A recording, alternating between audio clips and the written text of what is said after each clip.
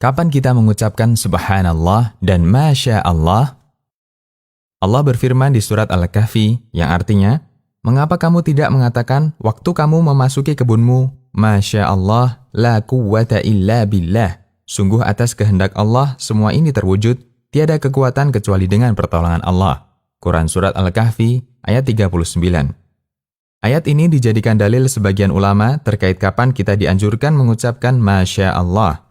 Dalam ayat ini, orang mukmin menasihatkan kepada temannya pemilik kebun yang kafir, agar ketika masuk kebunnya, dia mengucapkan, Masya Allah, la quwwata illa billah. Sehingga kebunnya tidak tertimpa hal yang tidak diinginkan. Ketika menjelaskan ayat ini, Imam Ibnu Utsaimin mengatakan, selayaknya bagi seseorang ketika dia merasa kagum dengan hartanya, agar dia mengucapkan, Masya Allah, la quwwata illa billah. Sehingga dia kembalikan segala urusannya kepada Allah, bukan kepada kemampuannya. Dan terdapat riwayat bahwa orang yang membaca itu ketika merasa heran dengan apa yang dimilikinya, maka dia tidak akan melihat sesuatu yang tidak dia sukai menimpa hartanya. Tafsir Surat Al-Kahfi.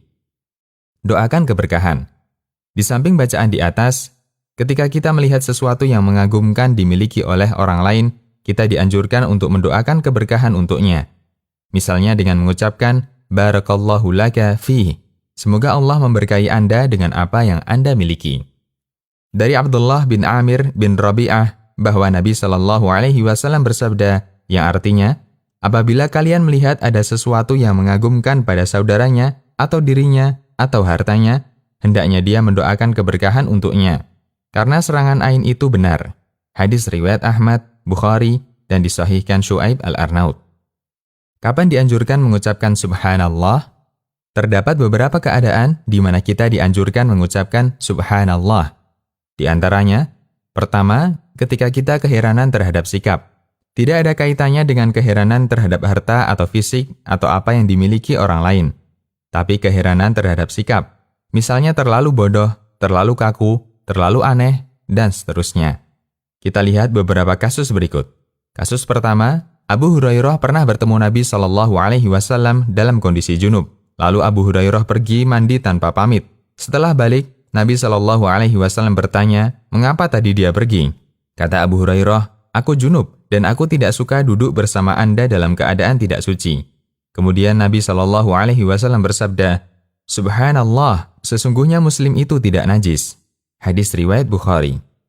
Kasus kedua, ada seorang wanita yang datang kepada Nabi SAW menanyakan bagaimana cara membersihkan bekas haid setelah suci. Beliau menyarankan, ambillah kapas yang diberi minyak wangi dan bersihkan.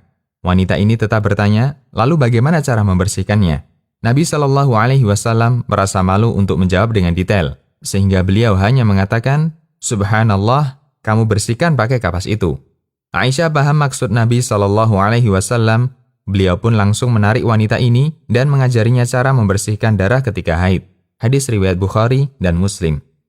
Kasus ketiga, Aisyah pernah ditanya seseorang, apakah Nabi SAW pernah melihat Allah? Aisyah langsung mengatakan, Subhanallah, merinding bulu romaku mendengar yang kamu ucapkan. Hadis riwayat Muslim. An-Nawawi mengatakan bahwa ucapan Subhanallah dalam kondisi semacam ini maksudnya adalah keheranan. Demikian pula kalimat La ilaha illallah. Makna keheranan di sini, bagaimana mungkin sesuatu yang sangat jelas semacam ini tidak diketahui. Padahal seseorang bisa memahaminya tanpa harus serius memikirkannya. Dan dalam hadis ini terdapat dalil bolehnya membaca tasbih ketika keheranan terhadap sesuatu atau menganggap penting kasus tertentu. Syarah Sahih Muslim. Kedua, keheranan ketika ada sesuatu yang besar terjadi.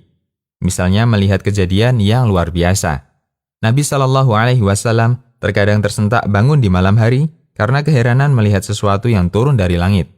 Dari Ummu Salamah radhiyallahu anha bahwa pernah suatu malam Rasulullah SAW terbangun dari tidurnya. Subhanallah, betapa banyak fitnah yang turun di malam ini. Hadis riwayat Bukhari.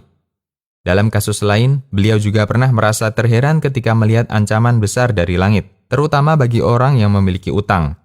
Dari Muhammad bin Jahash radhiyallahu anhu, suatu ketika Rasulullah SAW melihat ke arah langit. Kemudian beliau bersabda, Subhanallah, betapa berat ancaman yang diturunkan. Kemudian keesokan harinya, hal itu saya tanyakan kepada Rasulullah Sallallahu Alaihi Wasallam. Wahai Rasulullah, ancaman berat apakah yang diturunkan? Beliau menjawab, demi Allah yang jiwaku berada di tangannya. Seandainya ada seseorang yang terbunuh di jalan Allah, lalu dia dihidupkan kembali, kemudian terbunuh lagi di jalan Allah, lalu dia dihidupkan kembali, kemudian terbunuh lagi di jalan Allah, sementara dia masih memiliki utang, dia tidak masuk surga sampai utangnya dilunasi. Hadis riwayat Nasai, Ahmad, dan dihasankan Al-Albani. Kata Ali Qari, Nabi Shallallahu Alaihi Wasallam mengucapkan Subhanallah karena takjub keheranan melihat peristiwa besar yang turun dari langit. Mirqah Al-Mafatih.